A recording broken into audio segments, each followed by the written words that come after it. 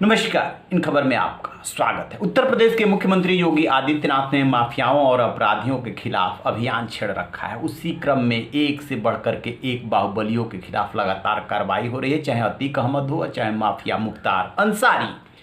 अभी 25,000 के इनामी में माफिया मुख्तार अंसारी का गुर्गा नन्हे खां गिरफ्तार हुआ। लेकिन जानकर के आपको ताज्जुब होगा कि पुलिस कैसे अपराधियों को संरक्षण देती है और योगी राज्य में भी मुख्तार के गुर्गे को पुलिस का संरक्षण मिला हुआ था। पूरी कहानी सुनने के बाद ऐसा लगता है कि सरकारी सिस्टम सड़ चुका है। दरअसल 25,000 का जो इनामी गुर्गा है, इसका नाम है मेहरुद्दीन उर्फ नन्हे खां। करीमुद्दीनपुर के महेंद्र गांव का रहने वाला है। और ये क्या किया था कि वो वहाँ पे एक मगई नदी है, नदी पे अवैध रूप से पुल बना लिया था और करोड़ों रुपए की ज़मीन कब्जा करके उस पर मछली पालन कर रहा था। पिछले दिनों वहाँ के जिलाधिकारी MP सिंह ने गुंडा एक्ट के तहत कार्रवाई करते हुए जिला बदर घोषित कर दिया और पुलिस से कहा गया कि इसे तत्काल जो है जिला बदर किया जाए और गिरफ्तार किया जाए। इसके बाद आपको जान के ताज्जुब होगा कि वो अपने घर पे ही रह रहा था और पुलिस लगातार ये रिपोर्ट दे रही थी कि वो घर पे नहीं है और वो मिल नहीं रहा है। तो फिर क्या हुआ कि ऐसे में जानकारी जब SP को मिली तो एडिशनल SP जो देख रहे थे उनसे कहा गया कि आप इस मामले को देखिए। तो उनके नेतृत्व में पुलिस ने छापा मारा और उस घर पे ही वो मिल गया। पुलिस को देखते ही वो भागने लगा था, लेकिन वो मिल गया। इसके बाद उसको गिरफ्तार कर लिया गया। इसके बाद SO, दारोगा और बीट कांस्टेबल समेत तमाम पुलिसकर्मियों को निलंबित कर दिया गया है। सुनिए एक रिपोर्ट। मऊ विधायक mafia don Mukhtar Ansari gang के खास सदस्य नन्हे खां 8 से अधिक आपराधिक वारदातों में शामिल रहा है। नन्हे खां के कई दिनों से करीमुद्दीन थाना क्षेत्र के महेंद्र गांव में होने की सूचना मिल रही थी। जिलाधिकारी ने उसे 6 महीने के लिए जिला बदर किया हुआ था। इसके बावजूद वो गांव में ही रह रहा था।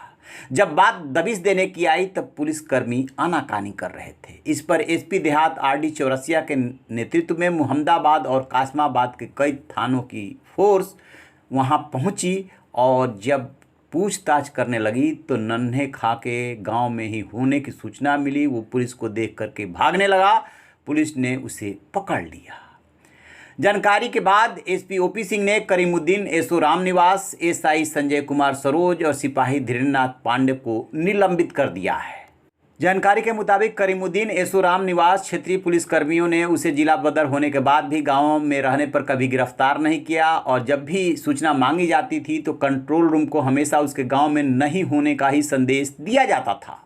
जिला बदर होने के बाद से वो लगातार घर या गांव के आसपास रहता था। अब तीनों पुलिसकर्मियों के खिलाफ जांच के साथ उनके मोबाइल समेत अन्य संपर्कों को खंगाला जाएगा।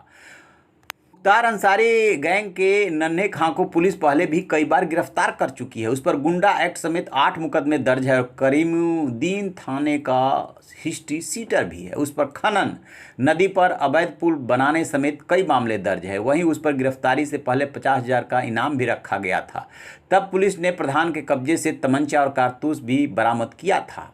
फिलहाल ये नदी पे पुल बनाकर जमीनों पर कब्जा करने के आरोपी महेंद्र गांव के पूर्व प्रधान मेहरुद्दीन खां और नन्हे खां अंसारी के बेहद करीबी ग्राम प्रधानों में से एक है। वो 2 बार गांव का प्रधान रह चुका है। नन्हे खां की पुलिस को पिछले कुछ दिनों से तलाश थी।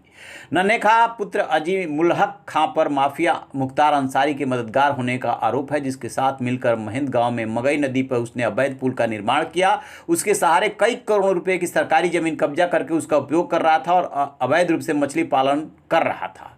पुलिस प्रशासन द्वारा पुल को ध्वस्त कर दिया गया है और उसके विरुद्ध सख्त कार्रवाई की जा रही है। जैसा कि आपने सुना किस तरीके का सिस्टम काम कर रहा था वहाँ पे, कैसे वर्दी काम कर रही थी। और इससे अंदाज़ा लगा लीजिए कि जिस शासन प्रशासन में इतनी शक्ति है तब पुलिसकर्मी ऐसे अपराधियों की मदद कर रहे थे, तो जब शक्ति न हो तो क्या ये करते होंगे। यही तो माफियाओं का और वर्दी की मिलीभगत इसी को तो कहते हैं। आम आदमी पीसता है तो पीसे, उनसे डर के रहे। एक इतना बड़ा बदमाश घर पे रह रहा था और पुलिस रिपोर्ट लगातार दे रही थी कि वो घर पे नहीं है।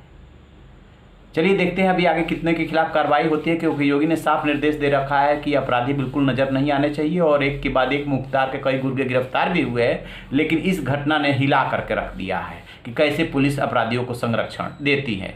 तो आप रहिए ना बेखबर, देखते रहिए इन खबर। Thank you.